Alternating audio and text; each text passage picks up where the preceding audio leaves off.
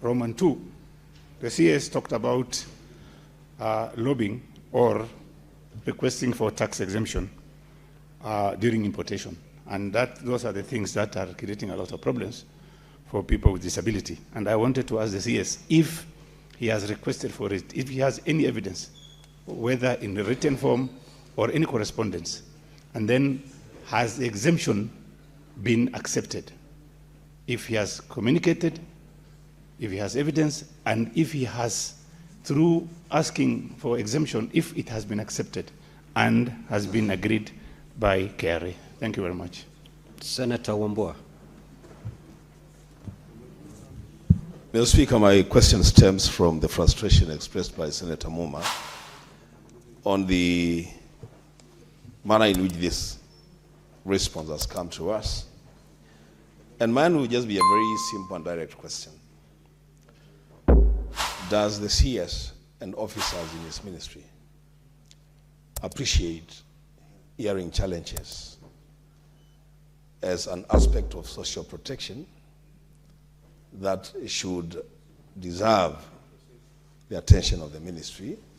Or is it their position that this is a matter that concerns the Ministry of Health, and then for us to ask them questions about hearing disability, we are kind of asking them things that they don't appreciate to be part of what they should be doing?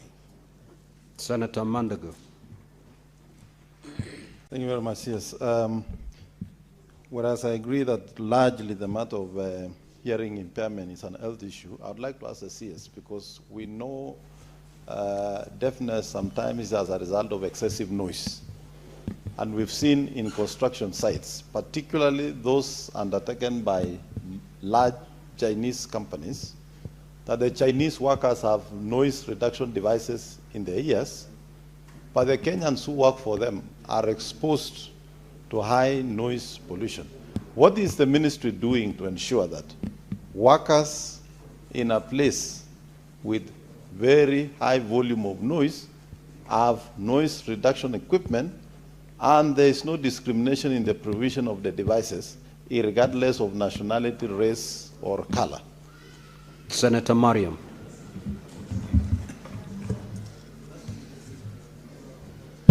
Thank you, Mr. Speaker. My question is, according to the census 2019, there is 153, 381 person on deaf. But my question is, does it mean 7 years later there is no other registration of the affected people? Thank you, Chair. Honorable CS, you may now respond.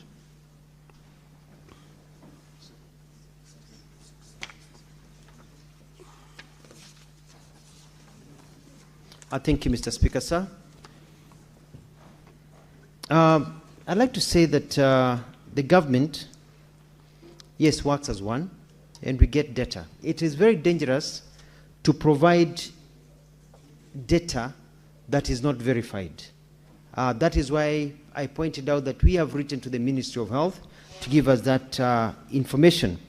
It is also important to say that the census that was done then, to answer the last question, the first question, was captured by the National Bureau of Statistics. However, the Ministry of Health has kept the data of people who go to hospital.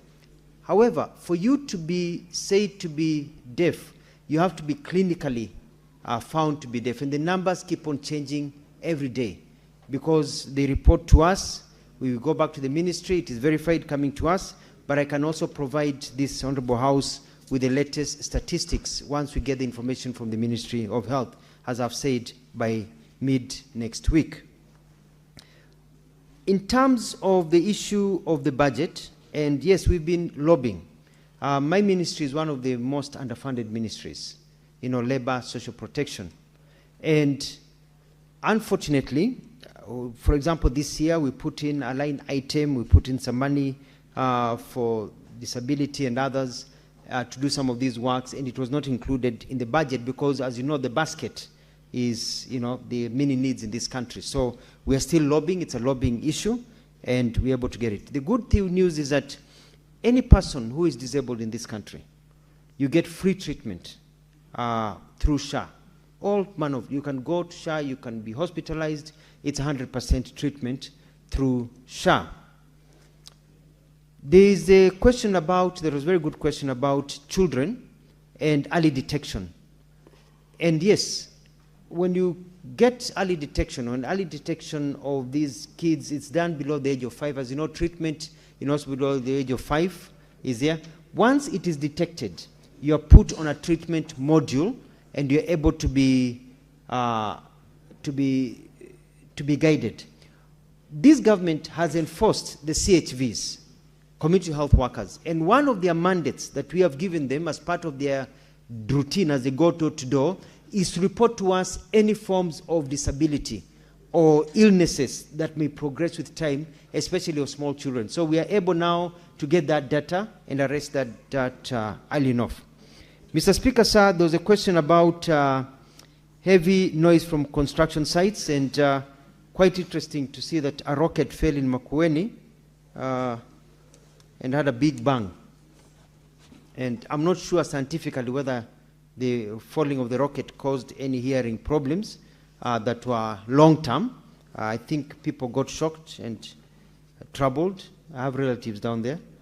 But the main issue, I think the honorable member is saying, is that it is important for us as a country to realize that noise, heavy noise, whether in matatus, whether in construction sites, whether in noises in churches, in bars, in discos, that noise has an effect on the lifestyle and the long-term, can have a long-term impact on the lives of people. So this is, I'm going to ensure that my occupational health standards, I'm going to publish a few guidelines very soon on what we expect in terms of decibels.